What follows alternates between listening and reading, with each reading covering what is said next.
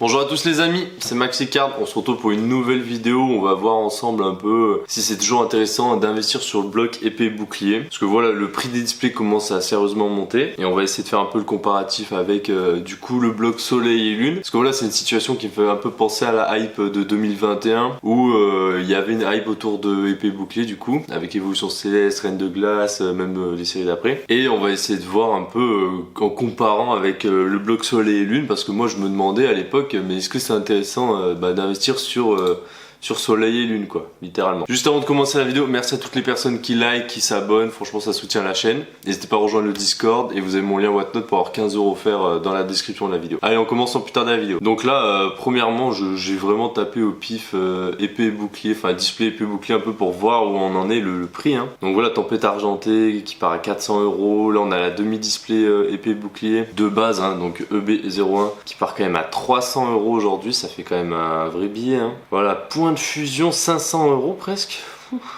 Ah ouais, je m'attendais pas à celle-là. Là, je découvre les prix en même temps que vous. Hein. J'ai vraiment mis les prix comme ça, quoi. Non, mais franchement, ouais.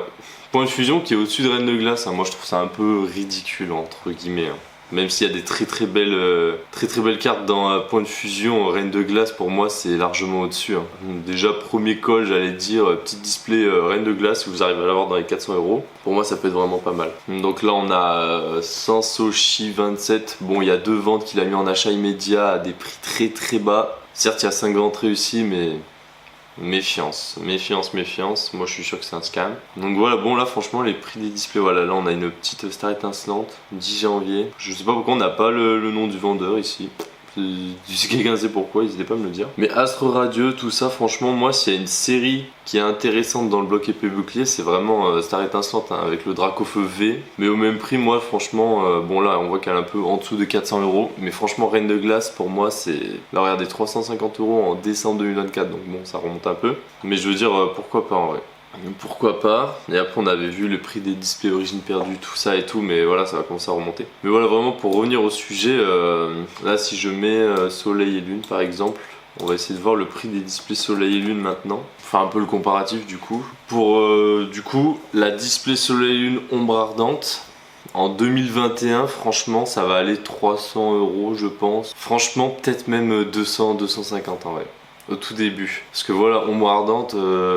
je crois qu'il y a le Dracofeu Rainbow, mais sinon c'est vraiment une série... Enfin, Soleil et Lune, pour moi je suis désolé, mais c'est pas des cartes fantastiques quoi. Invasion Carmin qui est vraiment... j'ai envie de dire, c'était limite 160 € la display hein, en 2020-2021. Donc bon voilà, là on est quand même sur du 550 €.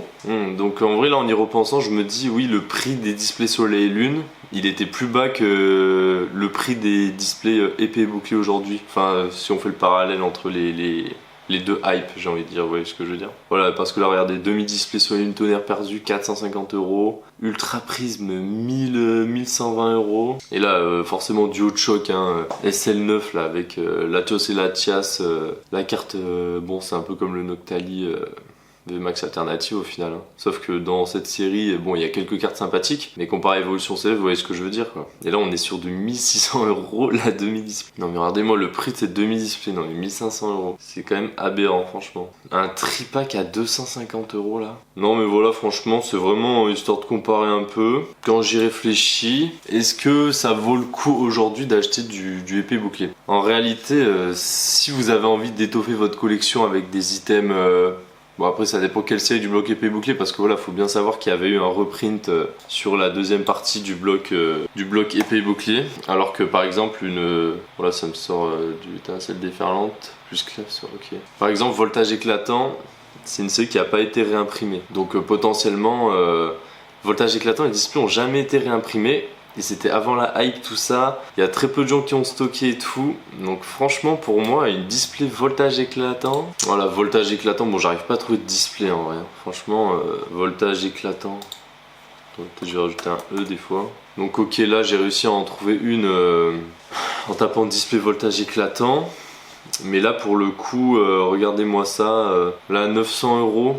Alors que la demi elle se vend 500 €, la demi display 470 €. Bon voilà, voltage éclatant, les gens savent que ça n'a pas été réimprimé et que c'est vraiment rare. Après, quel est le vrai prix de cette display.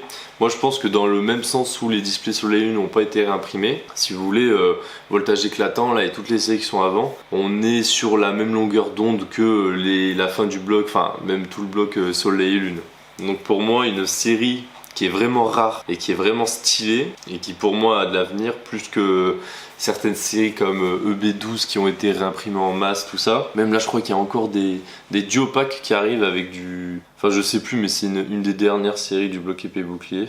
Mais je veux dire voilà, pour moi voltage éclatant, je vois bien la display à 2000 € quand on aura changé de bloc et qu'on sera sur le prochain bloc à la suite de Écarlate et Violet quoi. Parce que voilà vraiment ça n'a pas été réimprimé, ça a été beaucoup ouvert.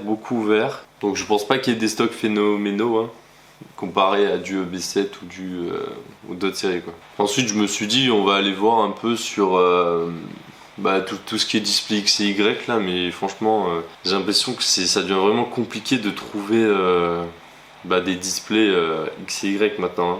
Puis même rien qu'au niveau du prix, il y a de moins en moins de personnes qui arrivent à mettre des montants pareils sur des displays. Enfin, je veux dire, quand on arrive dans les 3, 4, 5 000 €. Après, je parle même pas des displays qui sont encore plus vieilles, hein, dans les 15 000 €, tout ça. Mais voilà, après, ça devient vraiment compliqué. Donc, franchement, là, c'est une question qui est dure à répondre dans le sens où est-ce que ça vaut vraiment le coup d'investir sur épée bouclier ou si c'est intéressant d'investir toujours sur Écarlate et Violet. Parce que là on est en pleine hype sur Écarlate et Violet, donc les prix sont déjà hauts entre guillemets. Ça va mettre du temps à remonter et puis épée bouclier, il y a eu beaucoup de prints, tout ça, donc quoi penser? C'est là où je sais pas exactement franchement. Moi je dis que les séries avant voltage éclatant, enfin voltage éclatant comprise, ça peut être intéressant dans le sens où vu que c'est des displays qui sont très rares, très peu imprimés, pour moi elles ont un énorme potentiel au niveau collection, rareté quoi. Après toutes les séries qui arrivent après qui ont été pas mal imprimées, où il y a encore beaucoup de stocks, voilà, tout le monde le sait qu'il y a des stocks, hein. Mais elles sont quand même encore ouvertes et puis si on prend EB7 qui a des cartes incroyables dedans quoi, si ça explose comme Duo de Choc là, la série... Si ça fait comme Duo de Choc où on arrive à 1500 € la demi-display, la display qui va être dans les 3000 €. Après voilà, il y a beaucoup de stocks hein, comparé à Duo de Choc. Hein. Mais voilà, ces stocks un jour ils vont bien sortir. Il y a beaucoup de box break, tout ça. Donc quoi en penser? Ça c'est vraiment un vrai sujet. Donc dites-moi dans les commentaires ce que vous en pensez. En vrai on peut en débattre, ça peut être cool. Mais voilà quoi. Investir sur épée bouclier, c'est peut-être quelque chose... je sais pas. Je sais pas si le coche a été raté pour ceux qui n'ont pas encore acheté leur display ou quoi. Parce que voilà, elles ont quand même fait des bonnes performances. Mais quand on compare au prix de Soleil et Lune, et ben au final on voit que même Soleil et Lune, des séries pas très intéressantes, on arrive déjà dans les 1000 € les displays quoi. Et X et Y, en fait voilà, hein, c'est comme quand je regardais X et Y à l'époque de épée bouclier, c'est la même chose. Hein, avec Soleil et Lune. Et puis là aujourd'hui X et Y, on en trouvait à 800 € des displays. Et puis voilà, hein, maintenant les X et Y, il n'y en a pas une à moins de 2000 €. Hein. Peut-être la offensive vapeur, mais je sais pas. Enfin voilà, merci à tous de m'avoir écouté. J'espère que bon, j'ai pas trouvé trop d'arguments tout ça, mais voilà, l'idée c'était vraiment mettre le sujet sur la table. Puis n'hésitez pas à commenter, liker, partager la vidéo et qu'on en discute dans les commentaires. Allez, merci à tous, ciao ciao.